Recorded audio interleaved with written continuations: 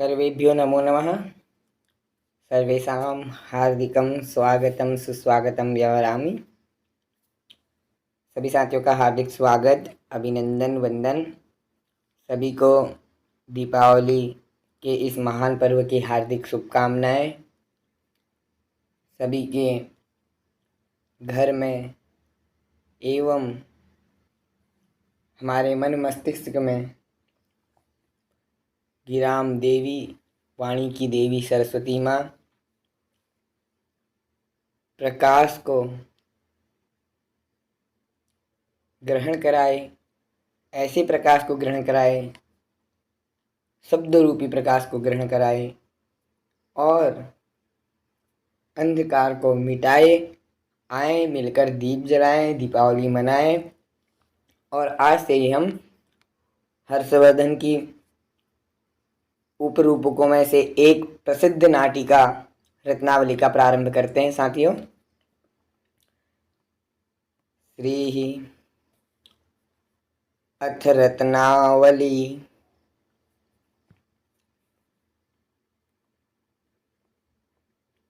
ये रत्नावली नाटिका क्या है, थोड़ा इसके बारे में जान लेते हैं। रत्नावली नाटिका 4 अंकों में निबद्ध उपरूपक है। इस नाटिका में राजा उदयन सिंगल नरेश की जो कन्या राजकुमारी रत्नावली है, उसके साथ परिणय विवाह का वर्णन किया गया है। इस नाटिका में नाट्य शास्त्र संबंधी सभी नियमों का, ये कह सकते हैं कि सांगोपांग सर्वांगीण पालन हुआ है। 10 रूपक और साहित्य दर्पण में नाट्य तत्वों के विवेचन में इस रत्नावली नामक उपरूपक से अर्थात नाटिका से 100 से अधिक आप ज्यादातर उदाहरण देखेंगे कि रत्नावली के ही आपको मिलेंगे। इस नाटिका का, रत्नावली नाटिका का जो नायक है उदयन, वो कैसा नायक है? धीर ललित नायक है। धीर ललित नायक 4 प्रकार का होता है ना, धीरोदात्त, धीर ललित, धीर प्रशांत, धीरोधत्त, ठीक है। और इसकी नायिका जो रत्नावली है वो इसको फलस्वरूप में प्राप्त करता है। हम इसकी घटना को जब पढ़ेंगे, रत्नावली को जब पढ़ेंगे, तो ये पूरी कुतूहल से ओतप्रोत हमारी ये रत्नावली नाटिका है। इसमें जो सारी बातें कही गई हैं हर्षवर्धन के द्वारा, वो सब नाटकीय ढंग से घटित होती हैं। अर्थात कहें तो ये जो रत्नावली नाटिका है, अभिनय की दृष्टि से एक सफल नाटिका है और इसको विश्वविद्यालय अनुदान आयोग द्वारा भारत के विश्वविद्यालयों में परा स्नातक की कक्षाओं में लगाया गया है। नाटिका का प्रारंभ करते हैं। सबसे पहले नांदी करने का प्रावधान हमने बताया था। सबसे पहले यदि दृश्य काव्य में रूपक हो, उपरूपक हो, श्रव्य काव्य को छोड़ दो, ये जो महाकाव्य वगैरह इत्यादि आते हैं सब श्रव्य काव्य में आया करते हैं। दृश्य काव्य की जब हम बात करते हैं तो वहां काव्य में आते हैं, तो वहां रत्नावली जैसे उपरूपक है, नाटिका है। हमने पढ़ा था नाटिका त्रोटकम गोष्ठी षट्टकम नाट्य रासकम, उसमें पढ़ा था साहित्य दर्पण में। तो वही देखो, सबसे पहले नांदी करने का प्रावधान किया गया है। तो आइए प्रारंभ करते हैं। हर्षवर्धन जी क्या कहते हैं? ये प्रथम अंक का प्रारंभ होता है जिसका नाम है मदन महोत्सव। इसको जब हम आगे पढ़ेंगे तो एकदम विस्तार से जानेंगे। आज प्रथम देखिए, नांदी भी हमने बताया था, कोई श्लोक आपस में पंचक भी होता है, श्लोक के बारे में हमने पढ़ा था ना। तो देखिए, ये प्रथम नांदी का प्रथम श्लोक है।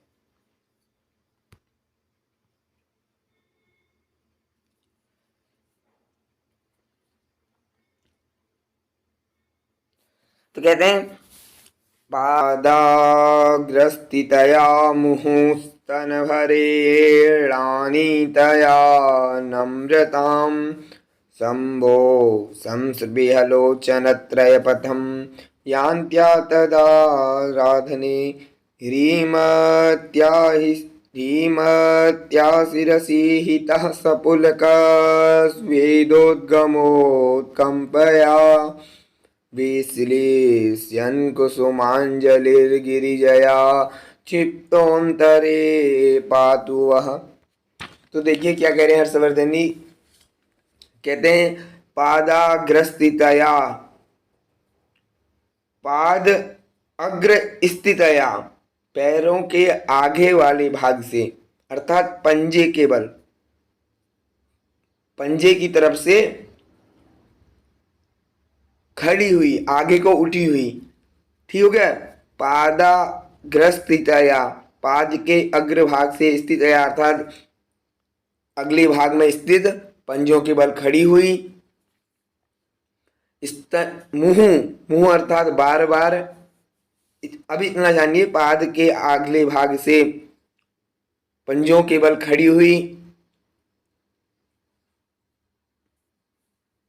स्तन भरेणानीतया नम्रताम, स्तन भरेण, स्तनों के भार से, गुरुता से, विशालता के कारण, आनीतया, आनीतया अर्थात प्राप्त हुई, नम्रताम, नम्रताम अर्थात विनम्रता को, अर्थात झुकी हुई, पाद के अग्रभाग से स्तनों के भार के कारण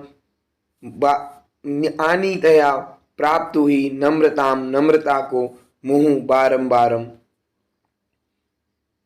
क्या कह रहे हैं, शंभो संस्पृह लोचन त्रयपथम यान्त्या तदाराधने, शंभो शंकर जी के, संस्पृह लोचन त्रयपथम, संस्पृह अर्थात उत्कंठित, लोचन अर्थात नेत्र, त्रयपथम अर्थात त्रिरूपी मार्ग को, लोचन रूपी, लोचन के त्रिरूपी मार्ग को, क्या, यान्त्या अर्थात जाती हुई, तदाराधने, तदाराधने अर्थात तदा कस्य, तदा भगवान शंकर से, आराधने आराधना में, उपासना में, तदाराधने उनकी आराधना में, उपासना में, हिरिमत्या, देखो इतना अर्थ समझ लीजिए पहले कि तदाराधने अर्थात शंभो आराधने, भगवान शंकर की आराधना में, पैर के आगे वाले भाग से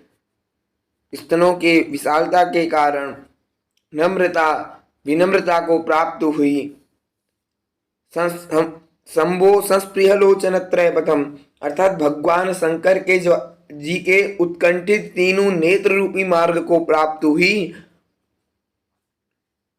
या शिरसी हितः सपुलकस वेदोद्गमोत्कंपया, अर्थात सपुलकस वेदोद्गमोत्कंपया, कंपया कांपती हुई, कैसे, रोमांचित पसीने के निकलने के कारण कांपती हुई, ह्रीमत्या लज्जा से युक्त, क्या हुआ, शिरसी हितः मस्तक पर, शिरसी ईहतः सिर पर, ईहित अर्थात अभीष्ट जो उनका कार्य था, विश्लिष्यन बिखर गया, कुसुमांजलि अर्थात जो माला उनके गले में डालने वाली थी वो क्या हो गई, उनका हाथ कांप रहा था। क्यों कांप रहा था, रोमांचित पसीने के निकलने के कारण। ऐसी जो पार्वती माँ थी वो माला जो उनके गले में डालने वाली थी वो बीच रास्ते में ही बिखर गई। उसके बाद कहते हैं कि जो मध्य में विश्लिष्यन जो गिरी हुई है, कहाँ, क्षिप्तः, क्षिप्तः अंतरे पातु, वह क्षिप्तः गिराए जाने, गिरकर बिखरी हुई जो माला है, अंतरे, देखो क्षिप्तः अंतरे गिरी हुई, अंतरे मध्य में जो माला गिरी हुई है वो माला क्या करे, पातु रक्षतु, वह हम सब लोगों की अर्थात तुम सब लोगों की, दर्शकों की पातु रक्षा करे। ये इसका शाब्दिक अर्थ हो गया। वैसे देखा जाए तो इस श्लोक में प्रत्येक जो ये कथन कहा गया है, ये जो प्रत्येक श्लोक बोला गया है हर्षवर्धन जी के द्वारा, ये पूरा श्लोक, ये दोनों चार के चार पाद, इन चारों पादों में क्या है, हर्षवर्धन ने इतना रमणीय अर्थ प्रतिपादित किया है कि आपको लगेगा नहीं कि इसका दूसरा अर्थ भी हो सकता है, यदि आपने इसको हृदयस्थ नहीं किया तो। देखिए क्या कहते हैं, इन्होंने कहा कि कहा था ना कि पैरों के आगे वाले भाग से खड़ी हुई, तो देखो इसका दूसरा अर्थ बता रहे हैं कि पार्वती अपने पैरों पर खड़ी हुई दिखाकर कवि ने यहाँ पर क्या किया है, अपना एक मंतव्य प्रकट करना चाहा है कि जो रत्नावली की प्रधान पात्र कौन है, रत्नावली है। देखो उदयन की कितनी पत्नियां होती हैं, दो पत्नियां होती हैं। कौन कौन, वासव दत्ता उसकी पहली पत्नी होती है, उसके बाद रत्नावली उसकी दूसरी पत्नी होती है, और रत्नावली से वो ज्यादा प्रेम करने लग जाता है। तो जो उसकी प्रधान पात्र रत्नावली है, उसको जो राजा राजा उदयन से मिलने की तीव्र उत्कंठा है। कह रहे ना, देखो सस्ती आलोचना प्रथम याज्ञा तदा आराधने, उसके बाद देखो अभी बताएंगे अगला श्लोक और रोमांचित होगा कि उनसे मिलने नहीं जाएगी वो पार्वती, वो उनको क्या कहते हैं, उसकी सखियां जबरदस्ती भेजेंगे। तो यहाँ पे क्या होता है कि उदयन से मिलने के लिए रत्नावली की जो दोस्त होती हैं, सखी होती हैं, वो उसको बार बार भेजती हैं। तो वहां पर पार्वती जी का वर्णन किया गया है। देखो यहाँ पर क्या है, रत्नावली को उदयन से मिलने की तीव्र उत्कंठा है। इसी लालसापूर्ण नेत्रों से शिवजी को दिखा करके, अर्थात उदयन की जगह पर शिवजी को दिखाया है और रत्नावली की जगह पर पार्वती को दिखाया है। यहाँ पर कवि ने क्या करा है, प्रेम की पराकाष्ठा को अभिव्यक्त करने का प्रयास किया है। देखिए जैसे रोमांच, कंपन, पसीने से युक्त पार्वती के चित्रण में यहाँ पर जो लज्जा से युक्त है, लज्जा से हिरीमत्या, जो लज्जा से युक्त वो कौन है, वासव दत्ता है। इसकी जब पूरी कहानी पढ़ोगे, ये श्लोक आपको पूरी घटना जब आप पढ़ोगे तो ये आपको लास्ट में यही श्लोक आएगा, ये पूरी कहानी को आपको बता देगा। पूरी कहानी को, ये पूरी कहानी आप पढ़ोगे, इसमें एक श्लोक से ही पूरी कहानी को दिशा निर्देश कर देते हैं, कोई ना कोई घटना को निर्देशित कर देते हैं। और इसका जो शाब्दिक अर्थ होता है वो अलग होता है, लेकिन जो व्यंग्य अर्थ होता है, चमत्कारिक अर्थ होता है, ये जो इसमें अर्थ बताया गया है, हम आपको बता दें कि ये जो अर्थ है, ये ध्वनि काव्य का यह श्लोक, ये जो पादाग्रस्थितया मुँह स्तन भरे ये श्लोक है, ये क्या है, ध्वनि काव्य का सर्वोत्तम उदाहरण माना गया है। ध्वनिया लोग आपने पढ़ी होगी, तो ध्वनि काव्य का ये रत्नावली का प्रथम श्लोक सर्वोत्तम उदाहरण में माना गया है। यदि हम इसमें रस की बात करें तो इसमें क्या है, श्रृंगार रस।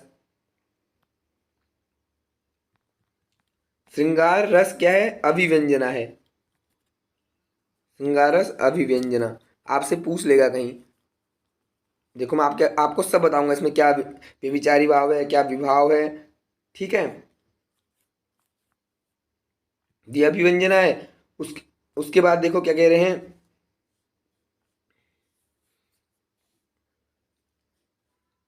श्रृंगार रस अभिव्यंजना हो गई। शिव पार्वती का जो परस्पर शिव पार्वती क्या है, परस्पर आपस में क्या है, आलंबन विभाव है। विवाह दो प्रकार का होता है, आलंबन विवाह, उद्दीपन विवाह।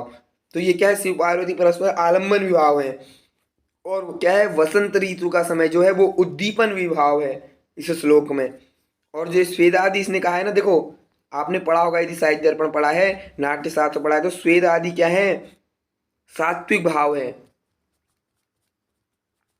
जो अभिनय हम करते हैं उसमें क्या है, सत्वरज तमोद्रेक, सत्वरज तम का जब उद्रेक होता है उसी को हम सात्विक अभिनय कहते हैं। तो ये स्वेद आदि का यहाँ पे निकलना कहानी है। देखो स्वेदोद्गमोत्पुलकंपया, यानी कि जब उससे से मिलने जा रही थी, लज्जा के कारण उससे मिलने को इतना वो उत्कंठित थी, रत्नावली उदयन से मिलने को इतना उत्कंठित थी कि उसका पसीना निकल रहा था। और कह रहे हैं हिरी मत्या, यहाँ से उसने वासुदत्ता को व्यंग्य कर दिया, क्योंकि वासुदत्ता लज्जित हो रही थी। ये सब जब घटना उसको वासुदत्ता को पता चलती है, एक तोते के द्वारा, एक पंछी के द्वारा, उसका नाम यहाँ पे देखो सारिका, सागरिका रत्नावली है, और सारिका एक पक्षी होता है। आपको घटना बता दो तो पक्षी सारिका के द्वारा सागरिका और उदयन की घटना वासव दत्ता और उदयन समक्ष बैठ करके सुनते हैं, क्योंकि वो बताती है और उसको पता नहीं होता कि उदयन भी यहाँ बैठा है, और वो दोनों कथा सुन लेते हैं। तब वासव दत्ता क्या होती है, लज्जित होती है। तो यही घटना को उसने वहां संजित किया है। और ये जो लज्जा है, ये क्या है, व्यभिचारी भाव है। व्यभिचारी भाव अर्थात ये व्यभिचरम कुर्वन्ति, ठीक हो गया, ये व्यभिचारी भाव है। और कटाक्षादि, कटाक्ष किया गया है ना यहाँ पे, तो कटाक्ष आदि क्या है, ये अनुभाव है। क्या कहते हैं, विभावानुभाव, विभाव अनुभाव और व्यभिचारी भाव के संयोग से रस की निष्पत्ति होती है। विभावानुभाव व्यभिचारी भाव संयोगाद रस निष्पत्ति, यही नाट्य शास्त्र का प्रथम सूत्र है, भरत मुनि का सूत्र है। और यह सूत्र पूरा इसमें घटित होता है। इसमें सब कुछ आपको अनुभाव विभाव, आलम्बन विभाव, उद्दीपन विभाव, ठीक हो गया, सब कुछ बताया गया है। और व्यंजना का है श्रृंगार रस की इसमें व्यंजना की गई है। और इस श्लोक में काव्यलिंग अलंकार है, उसमें हमने पढ़ा था ना काव्यलिंग साहित्य दर्पण में, हेतु वाक्य पदार्थत्वे काव्यलिंग निगद्यते अभेदेन अभिधा हेतुर हेतुर हेतुमतासह। और इस श्लोक में छंद है, कौन सा है बताओ, यदि आपने पढ़ा होगा तो थोड़ा आपको ध्यान होगा। शार्दूल विक्रीडित मैंने पढ़ा है, शार्दूल। जहाँ पे नहीं आएगा बताइएगा, कोशिश करेंगे, प्रयत्न करेंगे। विक्रीडित, ठीक है, समझ लीजिएगा शार्दूल विक्रीडित, ये थोड़ा लिखने में दिक्कत है। बस इतना ही है। और आनीतया नी धातु है, लाने अर्थ में प्रयोग होती है, ठीक हो गया। प्राप्त हुई आ उपसर्ग पूर्वक। संभोह, संभोह में षष्ठी विभक्ति है, सब आप जानते ही हैं। क्षिप्त एकता प्रत्यय है। विश्लेषण, विश्लेष सत्य प्रत्यय करके होने का विश्लेषण। हीमत्या ही मतुम नीप तृतीय एक वचन का रूप है, ठीक हो गया। इसके बाद देखो जो अगला श्लोक है वो और रोमांचित है। और सुख्येन कृतत्वरा सा हुआ। तो साथियों आज के लिए इतना ही रखते हैं। वीडियो कैसी लगे, समझ में आई है, जरूर बताइएगा कमेंट करके क्या क्या कमी है और क्या क्या और प्रयास करने चाहिए और कितना हमको समझ में आए, ठीक हो गया। तो चलिए साथियों आज के लिए इतना ही। बिल्कुल प्रसन्न रहिए, खुश रहिए और दीपावली मनाइए, खुशियों का त्यौहार मनाइए और हमेशा मुस्कुराते रहिए, खुश रहिए। जयतु संस्कृतम जयतु भारतम, धन्यवादाः।